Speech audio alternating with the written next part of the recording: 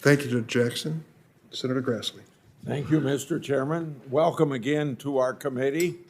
I got home last night about 8 o'clock. The first thing I heard was my wife's opinion that you did very good in your opening statement. Thank you. She didn't have anything to say about my statement. Also, besides the fact that we might have some votes on the United States Senate, just so you know I'm not being rude to you, I may have to go across the hall to Finance Committee on some issues with tariffs and down to the Agriculture Committee for some issues on rural health care. Do you believe, well, let me ask it this way. Do the First Amendment free speech protections apply equally to conservative and liberal protesters? Yes, Senator. Okay.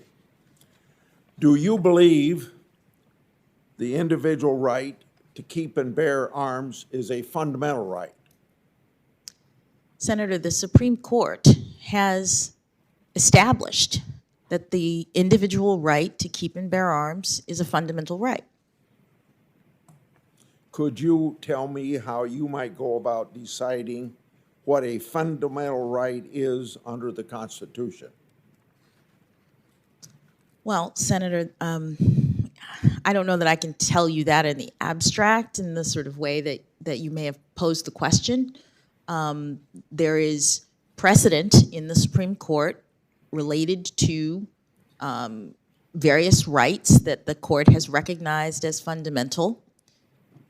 The court has some precedents about the standards for determining whether or not something is fundamental. The court has said that the 14th Amendment substantive due process clause does support some fundamental rights, but only things that are implicit in the ordered concept of liberty or deeply rooted in the history and traditions of this country.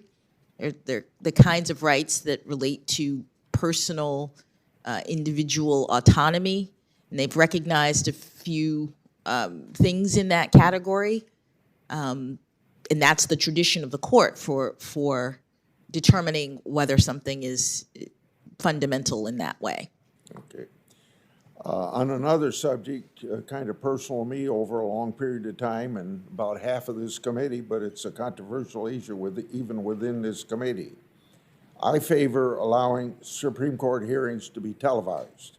What's your view on this? How would you feel about cameras in the courtroom, which about 40, 50 or 40 or 45 of our states allow?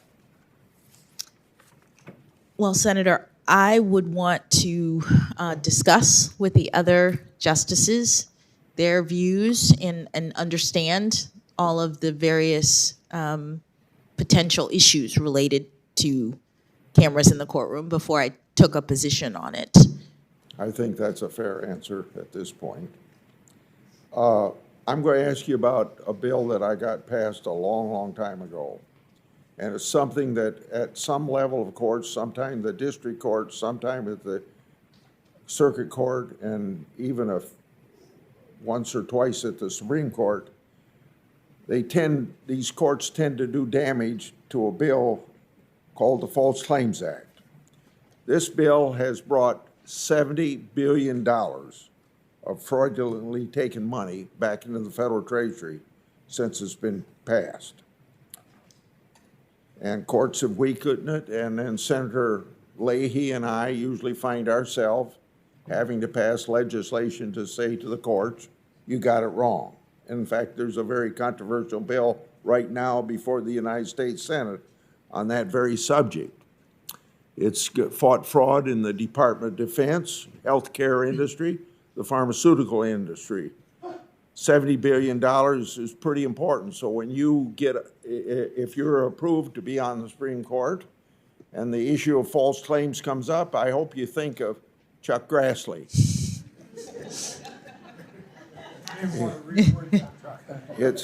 It's one of the, well, and Leahy. Okay. The False Claims Act is one of the best tools that we have to fight against government fraud and to recover taxpayers' money. I've worked for decades to protect whistleblowers who shine a light on fraud, waste, and abuse in the government. So I'd like to ask you a couple questions. And I'm going to start with a former Attorney General, unnamed, once suggested that Ketam's suits were, in his words, patently unconstitutional, and another word he used was dangerous. He argued that it violated the Appointments Clause. So, understanding that you may get a case before you on the False Claims Act, but maybe this Appointment Clause is sound enough, you could answer, do Ketam suits violate the Appointments Clause? So, Senator, I am not familiar with that Could you answer, representation. Could you answer in writing then? Well, I'd be happy to do whatever. I'm just trying to assess. I'm sorry, I shouldn't have interrupted you. No, that's all right. Sorry. I am trying to, I'm not familiar with the quotation or what the attorney may have said about them. I know that the Supreme Court has considered various Ketam actions and has issued opinions in the area and has not, at least to date, found them to be unconstitutional. But I don't know if that issue has been squarely presented to the court, and I would be loath to comment on it just because if it's being litigated, it's something I wouldn't be able to address. Let me, on the same subject, also this former Attorney General also argued that Ketam suits also violate a broader separation of power principles. Can you tell me whether you think the president's constitutional powers are violated when private citizens are allowed to sue in the name of the United States, and that's what Ketam suits are all about, private citizens going to court? Well, Senator, it is an important concern. There are statutes that do allow for the kinds of lawsuits that you are articulating.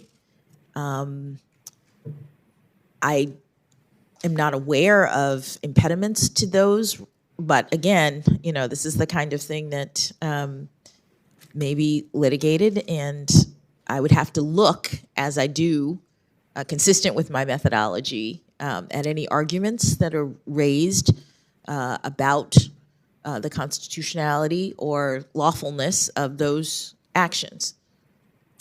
Remember, in about all of these suits that involve the courts in making interpretations of the False Claims Act, most of them are brought by whistleblowers. And remember, the government would not even know about these fraudulent use of taxpayers without whistleblowers coming forth. And they ought to be given some credit for wanting the government to do what the laws say it ought to do and spend the money the way that the Constitution or that the Congress implies that that money be spent. I want to move on. At an event at the University of Chicago School of Law in 2020, you quoted Martin Luther King Jr., who dreamt of a time when, quote, the sons of former slaves and the sons of former slave owners would be able to sit down together at the table of brotherhood, end of quote. You talked about how quickly things in the country then changed, including the civil rights laws, over the next few years because of the civil rights movement. You added that, quote, less than a decade after Dr. King's words, that was the world that you inhabited. Dr. King hoped for a country where we would all be judged by the content of our character rather than our race. Do these quotes still reflect your views on this very important topic today? Yes, Senator. In that speech, I talked about my background, my upbringing, the fact that my parents, when they were growing up in Miami, Florida, attended and had to attend racially segregated schools because by law, when they were young, white children and black children were not allowed to go to school together. And my reality, when I was born in 1970 and went to school in Miami, Florida, was completely different. I went to a diverse public junior high school, elementary school. And the fact that we had come that far was, to me, a testament to the hope and the promise of this country, the greatness of America, that in one generation, we could go from racially segregated schools in Florida to have me sitting here as the first Floridian ever to be nominated to the Supreme Court of the United States. So yes, Senator, that is my belief. And I think that it's good that the country had an opportunity to hear what you just told us about your experience. I'm going to go to something that the chairman brought up, and I've written down the three steps you go through.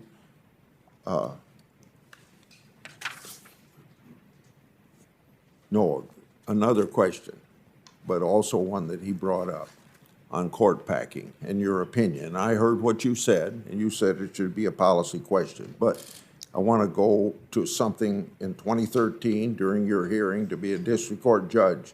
Senator Coburn asked you whether you believed in the theory that the Constitution is a living document whose meaning evolves over time. You said no. In 2021, however, during your circuit court nomination hearing, you declined to answer the same question when asked why the answer to your question of 2013 and not in 2021. In written questions, you noted that you weren't a sitting judge. So please explain to me, or describe for us, the difference between ethical rules for sitting judges versus judicial nominees who are not already judges. Senator, I don't know that there are ethical rules that are different. What I'll say is, with respect to my approach to judging, there is not a label, I think, that fits what it is that I do and how I've approached my role.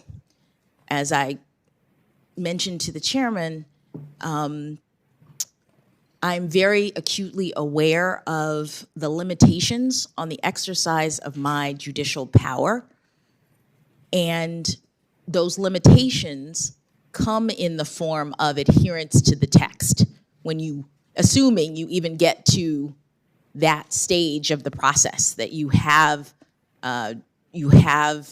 subject matter jurisdiction, you can reach the merits, then you are looking at the text, and I do not believe that there is a living Constitution in the sense that it's changing and it's infused with my own policy perspective or the policy perspective of the day.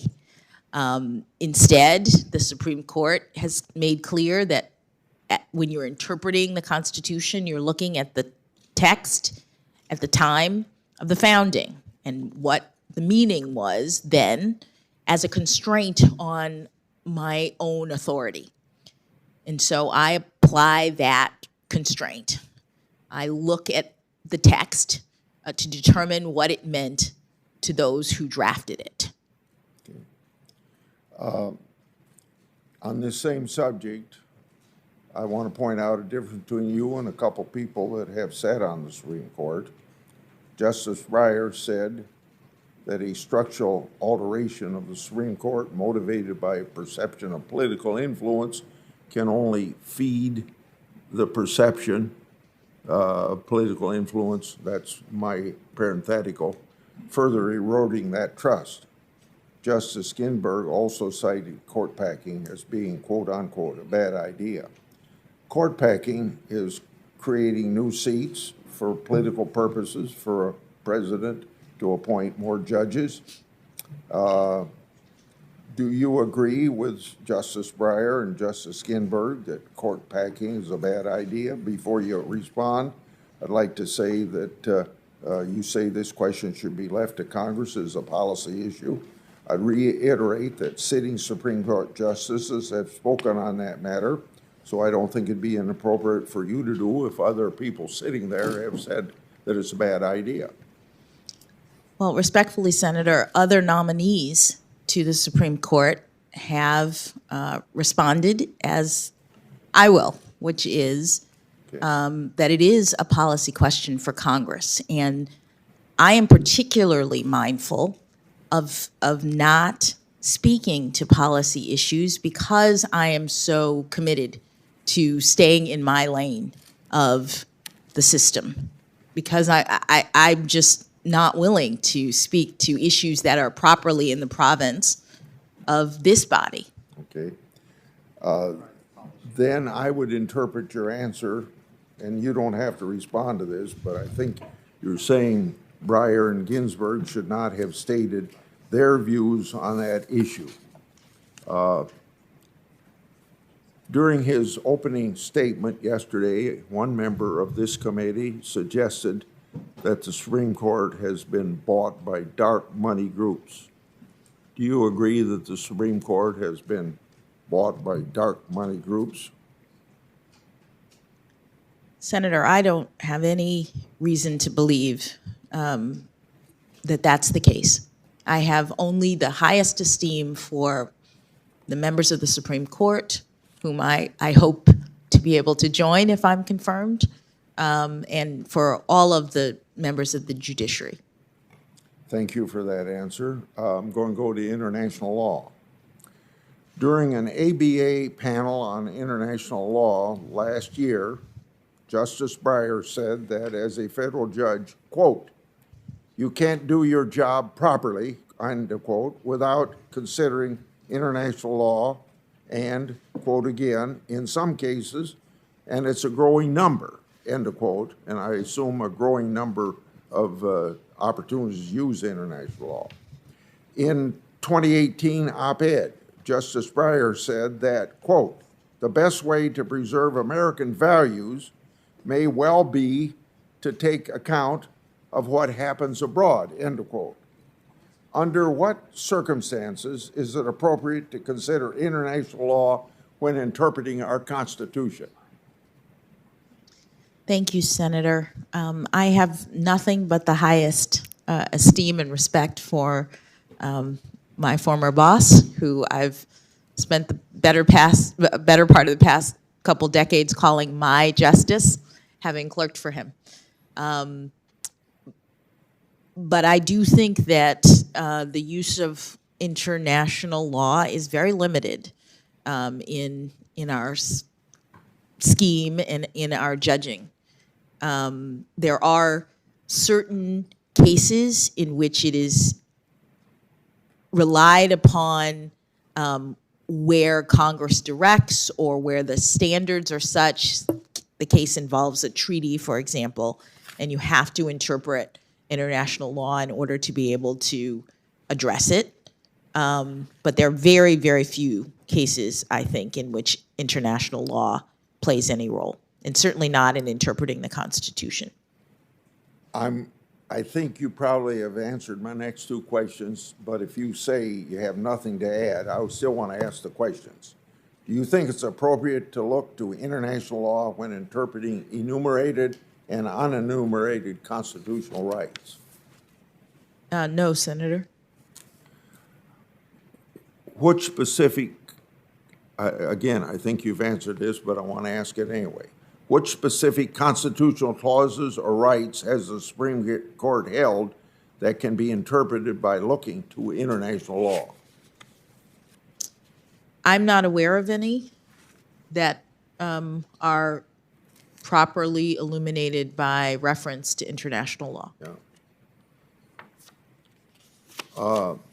Now I want to go to a question that Senator Durbin asked. I'll probably go a little more, but I remember when this is about your judicial philosophy, and you made 3 points, 3 steps you take to go through a case and apply the law, and you say your methodology is limited power and stay within your lane. I'd like to ask you, well, you've served on the district court for several years and spent 8 months on the DC circuit. During yesterday's opening statement, we heard a lot about the importance of judicial philosophy. In your own words, you've described that, so you don't have to go through that again with me. But if Congress writes a law that does not explicitly allow private parties to sue, do you believe that the federal courts have the authority to create implied causes of action? And I'd like to have you elaborate if you say yes to that. I would say that as a general matter, no, Senator. I mean, our obligation as judges is not to create policy. And if Congress has enacted a statute that establishes a cause of action or restricts causes of action, then as a general matter, I don't think that courts can impose one. Now, you know, I'm saying generally because there may be circumstances that I'm not thinking of. I know that the Supreme Court has, in very narrow circumstances at times, discussed implied causes of action. But I think the charge of the judge is to impose the law as written. There's 115 justices that serve before you if you are approved by the Senate. Is there any of them now or in the past that has a judicial philosophy that most closely resembles your own? You know, I haven't studied the judicial philosophies of all of the prior justices. I will say that I come to this position, to this moment, as a judge who comes from practice, that I was a trial judge, and my methodology has developed in that context. I don't know how many other justices, other than Justice Sotomayor, have that same perspective, but it informs me with respect to what I understand to be my proper judicial role. What aspect of your record as a judge do you believe have been the most important for the good of the country? Well, I think that all of my record is important to some degree because I think it clearly demonstrates that I'm an independent jurist, that I am ruling in every case consistent with the methodology that I've described, that I'm impartial. I don't think that anyone can look at my record and say that it is pointing in one direction or another, that it is supporting one viewpoint or another. I am doing the work and have done the work for the past 10 years that judges do to rule impartially and to stay within the boundaries of our proper judicial role. Let's go to immigration. Congress gave the Attorney General, quote, unquote, sole and unreviewable discretion to decide whether expedited removal would apply to, quote, an alien who has not been paroled or admitted to the United States.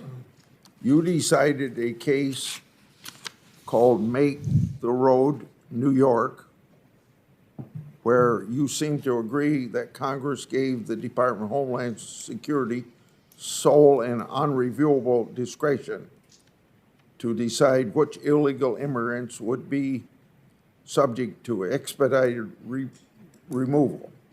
But you still went on to review the department's decision. In fact, you issued a nationwide injunction blocking Department of Homeland Security from removing illegal immigrants who had been in the country for less than 2 years.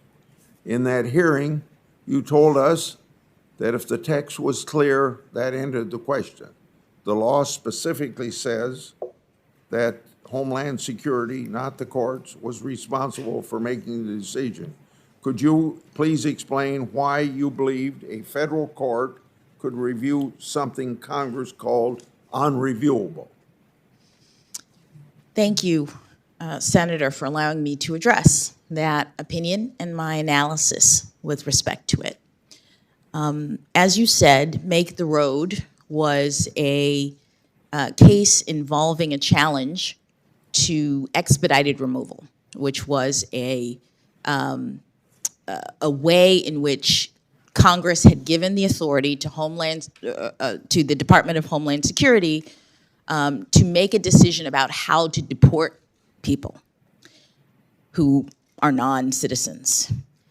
Prior to the challenge that I heard, the Department of Homeland Security, since it received that authority several decades ago, had decided that people who are in this country for up to 14 days and are found within 100 miles of the border are subject to expedited removal.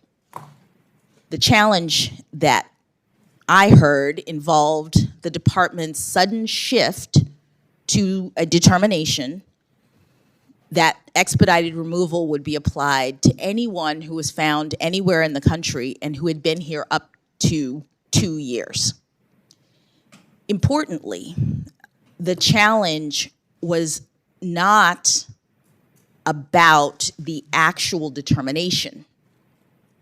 The challenge was about the procedures that the agency undertook to make that determination. And so the statute said, as you rightly pointed out, that the agency had sole and unreviewable discretion to decide. And in interpreting that, I took into account the language of that statute and the language of another statute that Congress has enacted to direct agencies with respect to the manner in which they exercise their discretion. So I said, and I believed, that sole meant that the Department of Homeland Security was the only agency who got to make this determination as to how many months a person should be in the United States. And unreviewable meant it was final. Once the agency decided, then there was no ability to review substantively their determination. And I should say that, importantly, the statute that Congress enacted gave the agency the discretion to make this determination between 0 and 24 months. There is a limit in the statute. It says Department of Homeland Security, you get to decide where between 0 and 24 months a person who's been in this country can be subject to expedited removal. So I read the statute. DHS gets the sole ability to make that decision. DHS makes that decision and it's final. What wasn't clear to me based on that language was whether Congress intended to preclude its procedural requirements for the exercise of agency discretion. And in the DC Circuit, there was precedent that indicated that even when Congress gives a great deal of discretion to an agency, procedural requirements may still apply. It is presumptive that the APA applies, meaning that an agency can't act arbitrarily and capriciously when it undertakes to exercise discretion. It has to do certain things in order to make the determination that Congress has given it. I looked at those statutes. Oh, I'm sorry. No. I looked at those statutes and I considered the canons of construction that say that statutes should be read harmoniously, that as a court you're supposed to understand that Congress has directed, sometimes in more than one statute, what is supposed to happen. And so I read them together to mean that the court could still do what it almost always does in a case involving a challenge to the manner in which an agency makes its decision. And in fact, I thought, as I say in my opinion, that Congress intended for the APA to imply, because it had not excluded it, which it had done expressly in other parts of the INA. It had not excluded it here. And it made sense to require the agency to use its expertise. If Congress wanted the agency to act arbitrarily in picking a number, Congress could have done that. Congress said you can do it up to 24 months. It could have randomly picked a number. But it was giving it to the agency, I thought, and reasoned, precisely because it wanted the agency to use its expertise, to do its research, and to figure out what amount of time is sufficient. And so it was important, I thought, to lay that out in the statute, and I determined that both of those statutory directives of Congress should apply. Thank you, Senator Grassley. Senator Leahy. Thank you, Chair Durbin. Judge, congratulations again on your nomination.